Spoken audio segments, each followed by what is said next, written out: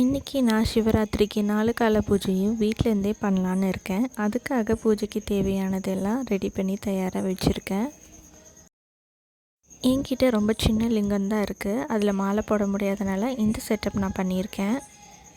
முதல் கால பூஜை பிரம்மதேவர் சிவனை வழிபட்ட காலம். இது 6:30 மணிலேருந்து 9:30 மணி வரைக்கும் இருக்குது.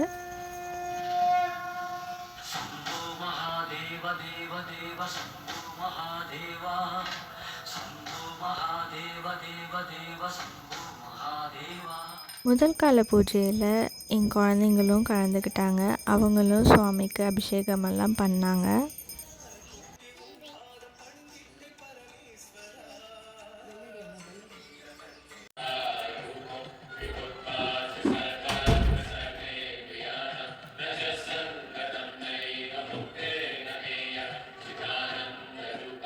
முதல் கால பூஜை முடிவில் பிரசாதம் பொங்கலாக வச்சுருக்கேன்.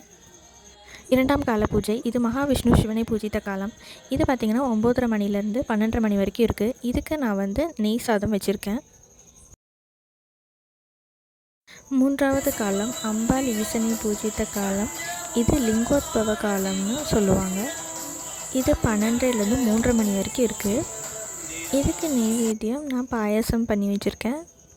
ஃபுல்லாக கண் முழிக்க முடியாதவங்க இந்த லிங்கோத்பவ காலத்துலையாவது முழிச்சிருந்து பூஜை பண்ணுங்கள், விசேஷமானது. அடுத்து 4ஆம் கால பூஜை. இது அனைத்து ஜீவராசிகளும் சிவபெருமானை வழிபடக்கூடிய நேரம். இது பார்த்திங்கன்னா 3:30 மணிக்கு மேலே.